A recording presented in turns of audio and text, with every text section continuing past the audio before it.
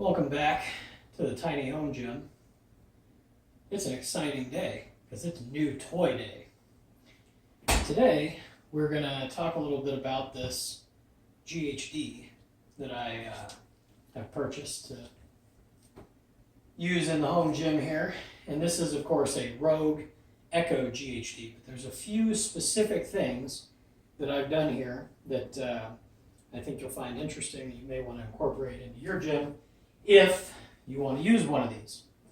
So, the first and foremost thing is that the reason you would buy an Echo GHD as opposed to a freestanding GHD is because you don't have the floor space. This is a tiny gym. This needs to be able to break down and store away and not take up a bunch of space. When this is done, this foot plate sits over there against the wall. It doesn't take up a lot of space. It takes up about 9 inches by 2 feet, give or take. And if I really wanted to, I could put a strip up on the wall somewhere and mount it up on the wall, or I could mount it on the back of the rack. But I like to walk behind my rack, so I'm probably not going to do that. But there are a lot of places where it can go and take up minimal space. This pad actually is going to store, I think, up in the top of my closet over here, so it's going to be out of the way as well.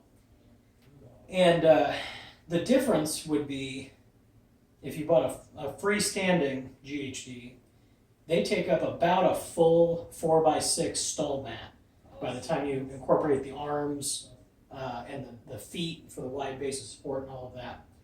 And so these stall mats I have right here are not even 4x6. They're the standard 4 foot wide, but I've cut them short to make the overall length work in the room. So these are probably 4x5 or 4x5.5, something like that. The other thing that's different about this is you'll notice this is not mounted either on the floor or on one of the Rogue's game boxes. So if you look on Rogue's website, you're going to see these always mounted on a games box. Now, I didn't want to use a games box. Here's a few reasons why. One, I don't really do plyometric training very much. It's just not particularly interesting to me. I don't do a lot of jumps.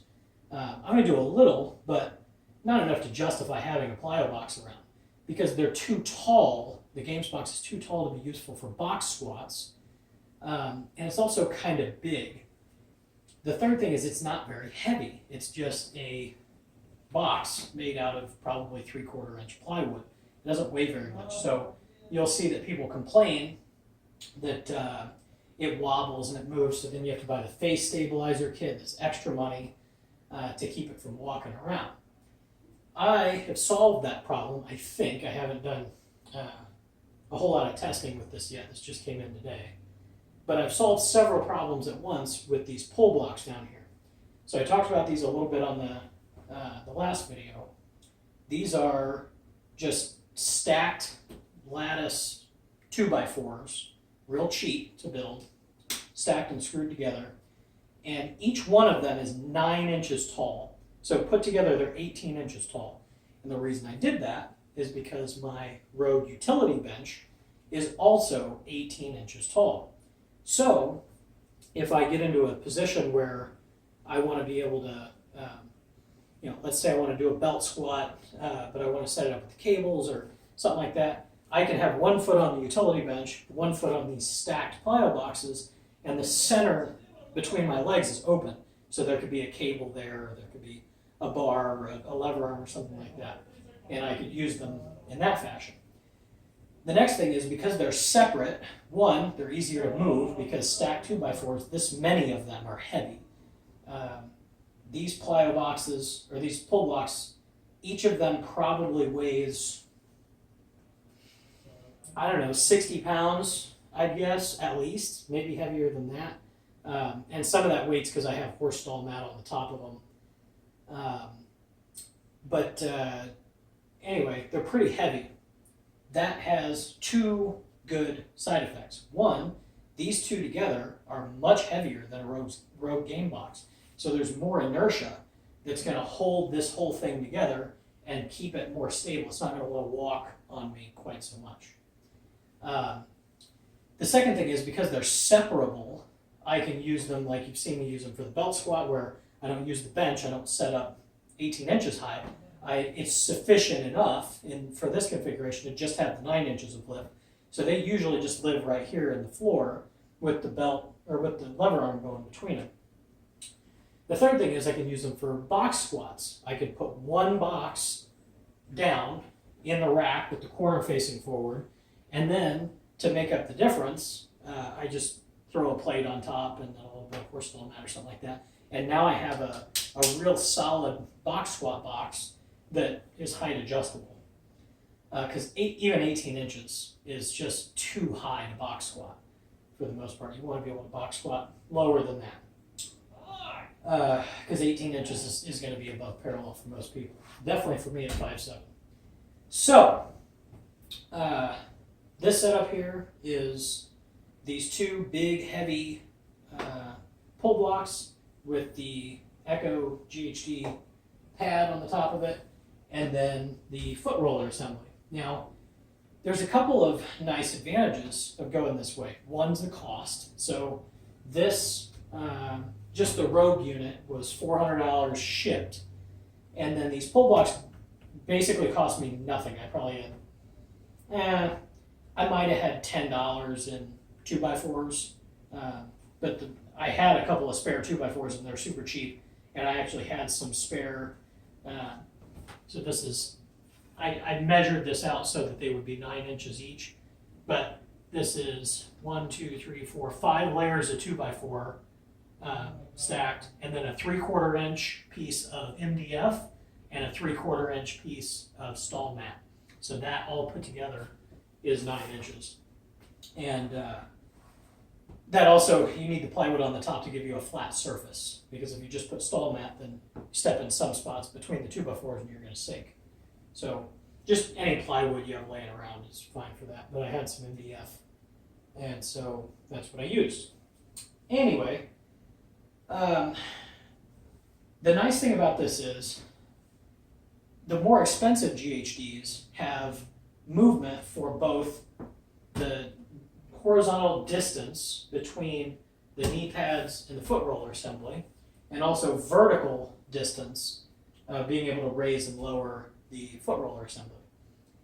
And the cheaper units do not necessarily have that. This, because they're separate, automatically has that. It's got the ability to just shift the whole unit forward and back, and then this obviously raises and lowers on the upright. If you haven't seen, you can go to Rogue's website and look at this. The part of the bracket that sandwiches over the upright has lots of holes in it. So it doesn't have to go just, you don't only have 1, 2, 3, 4, 5 positions. It's got 8 holes or so in it. So you really have a lot of minutia. I mean, you have fine adjustment up and down that you can change your roller height here. So that's pretty good. It also gives us the ability to really easily alter the angle here. So as you get more advanced with GHDs, one of the things that people do is they elevate the rear of the machine, and that puts you at a more of a decline position, so it's harder. Well, it's real easy. Just take another block of wood and shove it into the back of the pull block, and now you've canted the thing forward. Also, because it's tied to the rack, you have the ability to easily use bands. So I am pretty sore right now, and I haven't done a GHD long time. So I'm probably not capable of doing very many glute ham raises unassisted.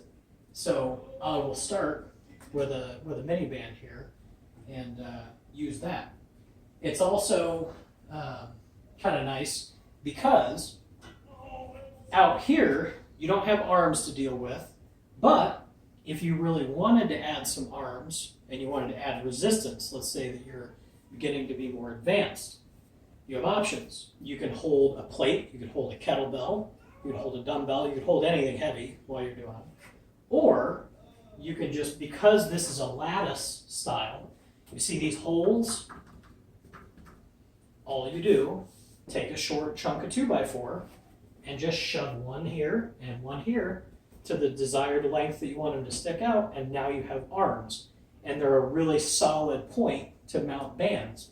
So you could put one on each side. If I was going to do the bands, I'd put it through the bottom, down here, and then just loop a band around around those arms, and you've got your banded resistance.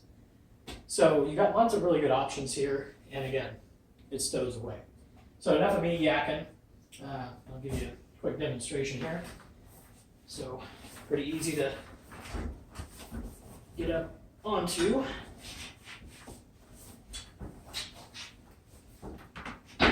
Now, you're going to want to measure the distance between where your rack is and the wall. I didn't do that, which is pretty weird because I usually think through a lot of this shit, but I kind of didn't, and I got lucky, but barely. Remember, I'm not very tall. So if I was very tall, I'd be whacking my head on the wall right now.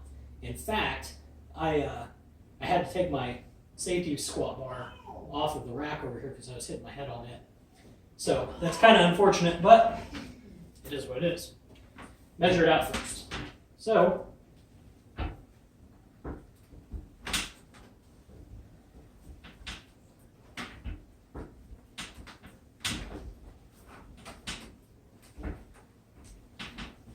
now you'll notice this isn't wobbling around. It's not walking very much.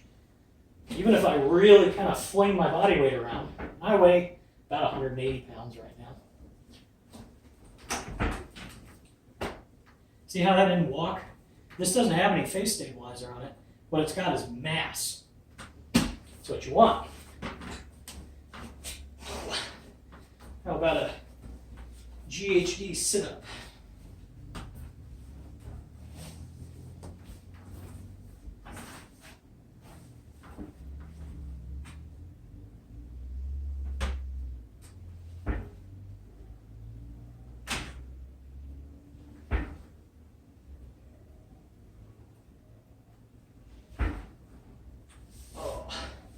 I gotta admit, I kind of like those.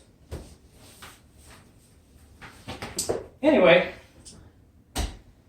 I just thought I would take a moment and show off the new toy here and just let you know that with a little bit of creativity, you can do a hell of a lot of stuff in a small gym. Remember, this gym is only about 11 feet by 12 feet. And right now I have a full power rack with a deadlift platform, a reverse hyper, a GHD, lever arm belt squat, lat pull down system, full dumbbell rack.